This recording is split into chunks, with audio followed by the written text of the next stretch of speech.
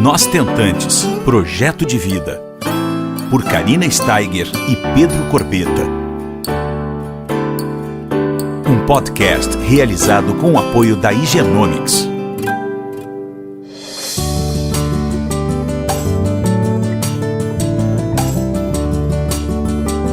Olá pessoal, tudo bom? Tudo jóia? Como é que vocês estão? Hoje nós estamos aqui no Igenomics, em Recife, que há 6 meses está com uma sede muito bacana no Empresarial Rio Mar. É uma sede nova, muito linda, com uma vista maravilhosa, e eu estou com a Cristina Carvalho aqui, geneticista do Igenomics. E o mais legal, gente, é que ela fala de um assunto muito bacana, muito novo, que é o aconselhamento genético. Na verdade, não novo, né? Ele só é um assunto que era pouco conhecido. Até pouco tempo atrás, a gente sabia muito pouco sobre esse assunto.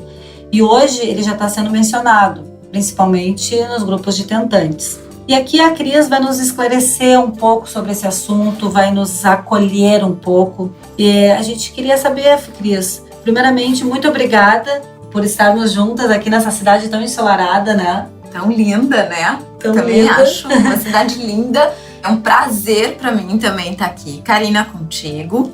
E eu quero poder auxiliar e realmente acolher todas que vão poder ouvir a gente aqui. Maravilha. A Cristina é a primeira especialista que a gente está trazendo para o nosso podcast. Antes a gente estava fazendo com ex-tentantes, né? E hoje a Cris, eu prometi para vocês que a gente ia trazer especialistas. Então nós estamos com a nossa primeira convidada hoje. Cris, de que forma é feito o aconselhamento genético na Igenomics? Igenomics, lembrando para vocês ouvintes, que é o nosso parceiro maravilhoso, que por essa parceria toda bem bacana, nós estamos passando essas informações para vocês, né? Qual é a visão da genética, Cris, dentro do lado reprodutivo? Perfeito, Karina. Então vamos lá. Gente, para vocês entenderem de uma forma bem tranquila, né? Eu vou começar falando um pouquinho o que é aconselhamento genético no geral, para vocês entenderem a base desse termo que todo mundo coloca. Então, o aconselhamento genético, no geral, na base, a palavra é aconselhar do ponto de vista genético. Então, eu vou buscar a história da família, eu vou buscar entender o que a gente tem, tanto do lado da mulher quanto do lado do homem, já voltando aqui um pouquinho para a parte reprodutiva e o que a gente faz aqui na Igenomics.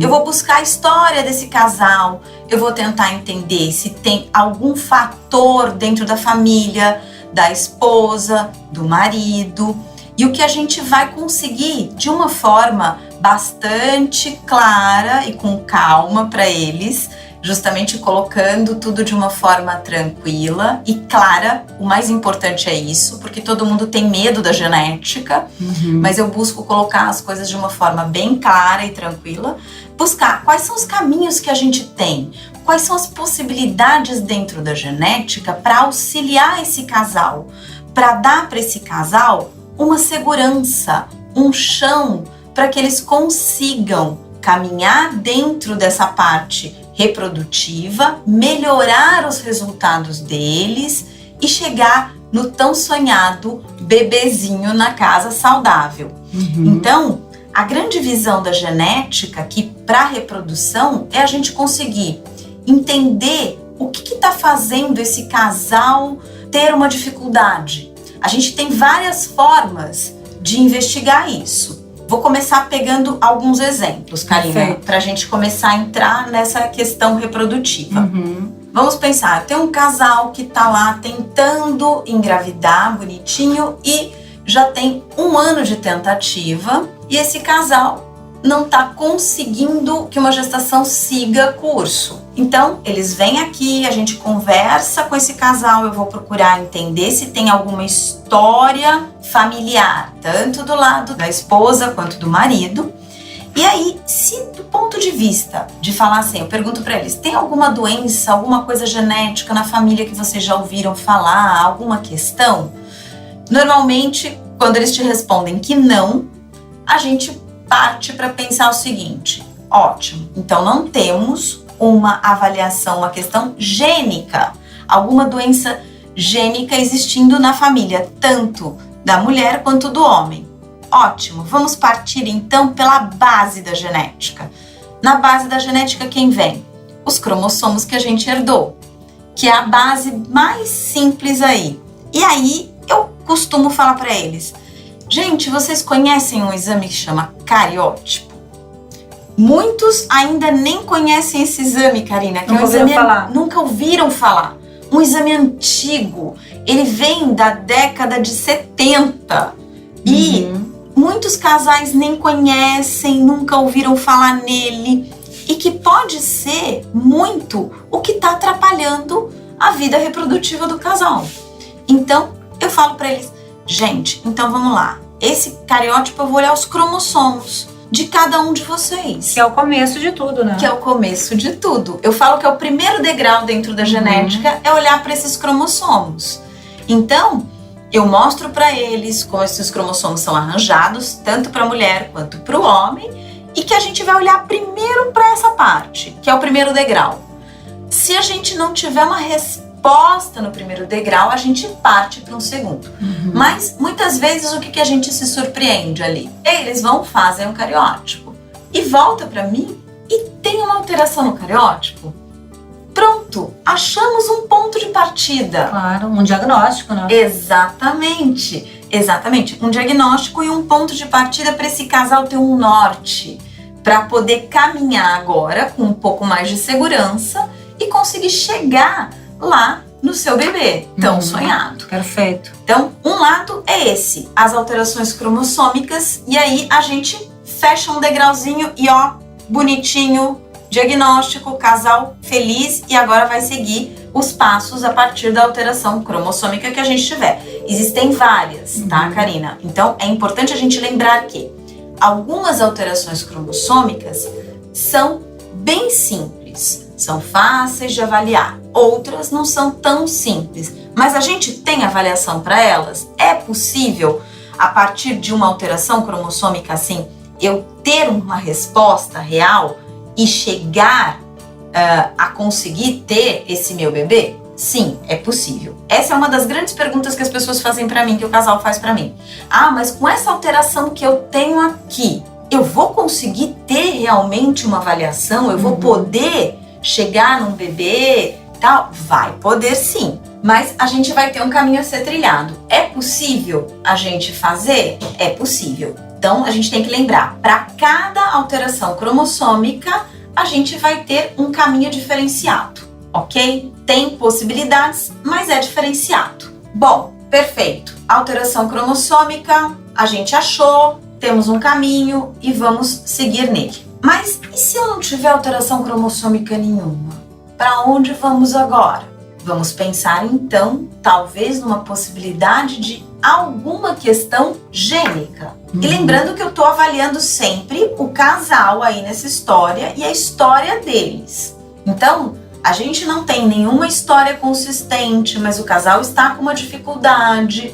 E, por exemplo, pensando que este casal já tenta e não teve resposta alguma até o momento, a gente pensa assim, pode ser que tenha alguma coisa gênica impedindo também. Então, a gente vai partir para tentar fazer uma avaliação gênica. Dentro da avaliação gênica, a gente sempre começa por uma base também, que seria um painel básico genético, tá? E deste painel, vamos ver o que a gente tem de resultado para poder aconselhar eles. E lembrando, é um aconselhamento. Tudo que a gente chama de aconselhamento genético, a gente dá as opções ao casal. A gente nunca direciona. Sim, então, mostra um leque de possibilidades. Isso mesmo. Então a gente vai dar as possibilidades que a gente tem aí disponíveis dentro da genética hoje para esses casais, e eles vão decidir o caminho que eles vão trilhar. Correto. Isso é muito importante, tá? Eles têm que ter essa noção de que sempre são eles quem decidem, Com certeza.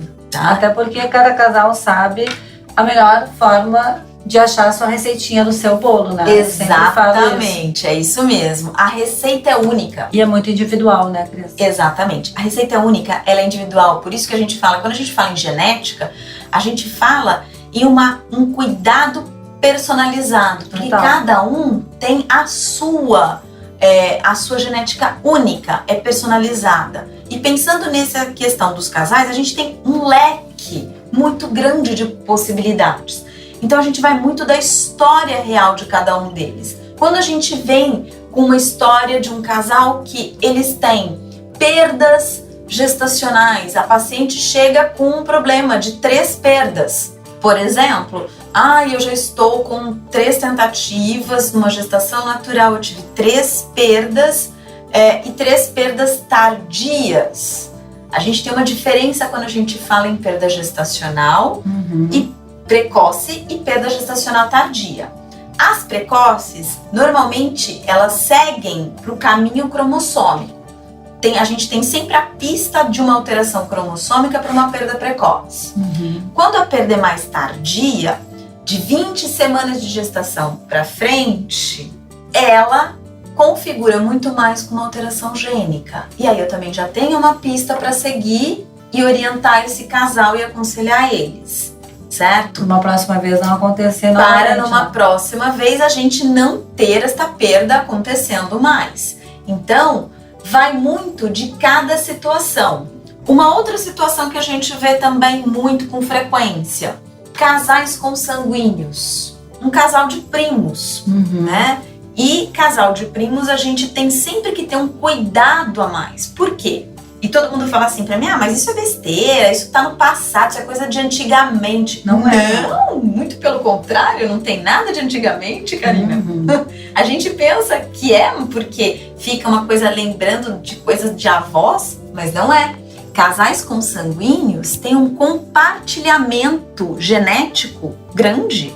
Primos de primeiro grau, um compartilhamento muito grande. Segundo grau diminui um pouquinho, terceiro, a gente vai diluindo essa informação. Então é uma coisa séria isso, né? É que sério. A gente muitas vezes não dá bola, mas é sério, Sim, né? acaba sendo meio banalizado hoje em dia isso. Com certeza. Né? E as pessoas brincam. E não, é sério, é muito sério. E algumas doenças genéticas aparecem justamente em virtude do casamento consanguíneo. Então, é importante um casal consanguíneo fazer um aconselhamento genético, saber as opções que eles podem ter. E a ciência tá aí para isso, né, Cris? Sem sombra de dúvida. Para termos um diagnóstico precoce, para ter uma prevenção de doenças hereditárias, para a gente fazer tratamentos adequados. A gente tem a nosso favor isso, né? Isso. A ciência tá aqui para ajudar, para somar. Então, a gente tá aqui só para somar desse lado, para ajudar para o caminho ficar menos árduo. Porque você imagina, é tão exatamente, árduo, né? Porque eu penso justamente isso. É um caminho solitário, é árduo, e você imagina para uma paciente ter tido 3 perdas de um bebê, é a primeira, esgotada. Ela tá esgotada. Ela sofreu uma perda, aí ela se renovou desta uma perda, ela foi para uma segunda tentativa, ela perdeu novamente, ela levou mais tempo para se renovar, porque a gente sabe o quanto isto leva de tempo para uma mulher se refazer. Exige muita resiliência, né? Muita resiliência. E persistência. Exatamente. Então, para a gente evitar esse tipo de frustração, esse tipo de sofrimento, porque eu acho que é um sofrimento, é uma frustração, é tudo. Você se programa, você aguarda aquele bebê e você não vai ver ele chegar. Então isso é muito triste. E isso há muito tempo atrás, quer dizer, há bem pouco tempo atrás, nós não tínhamos essas ferramentas todas, né? Até, 25 anos atrás, não se falava disso tudo, né? Então a gente tem que realmente aproveitar. A palavra que eu acho apoderar, se apoderar. Isso, a melhor, a mais bonita hoje é empoderamento. Isso, é um empoderamento real. E vou dizer pra você, Karina, você colocou 25 anos, mas eu diria assim, em termos do que a gente tem hoje possível de avaliação genética, de aconselhamento para os casais, eu diria mais. Isso vem de uma forma crescente, muito boa e melhorando muito de uns 15 anos pra cá.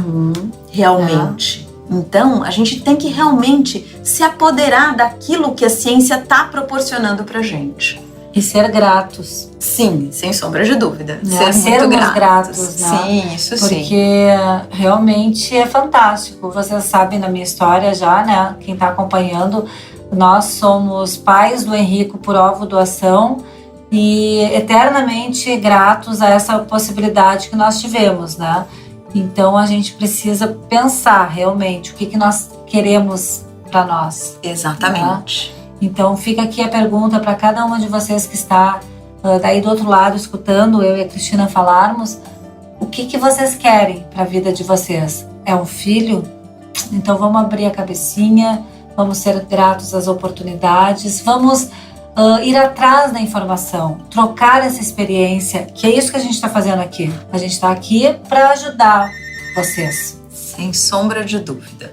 Bom, nós vamos finalizar aqui, agradecer mais uma vez a Cristina Carvalho, do Higienomix, pela atenção, pelos esclarecimentos, pelo tempo, pelo carinho, pela troca, e dizer que é isso que a gente tem que fazer, é ir atrás da informação. E mais uma coisinha, acompanhem todos os nossos podcasts, façam a assinatura, pessoal, porque daí vocês vão conseguir também ter a notificação dos próximos, certo? É maravilhoso estar aqui com vocês, eu tô olhando agora exatamente, né, Cris? A gente tá olhando num céu azul aqui, maravilhoso, e a gente tá muito feliz de estarmos com a Cris aqui. E até a próxima semana. Beijo grande, obrigada, Cris. Obrigada, Karina, eu que agradeço também a oportunidade de poder compartilhar um pouquinho dessa experiência aqui com vocês. Eu também faço muito gosto disso.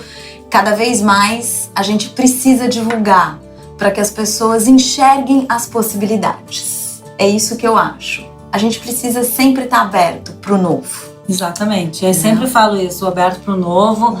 Existem muitas possibilidades, a gente precisa ir atrás da nossa receitinha. Eu insisto falando isso, para a gente nunca desistir dos nossos sonhos.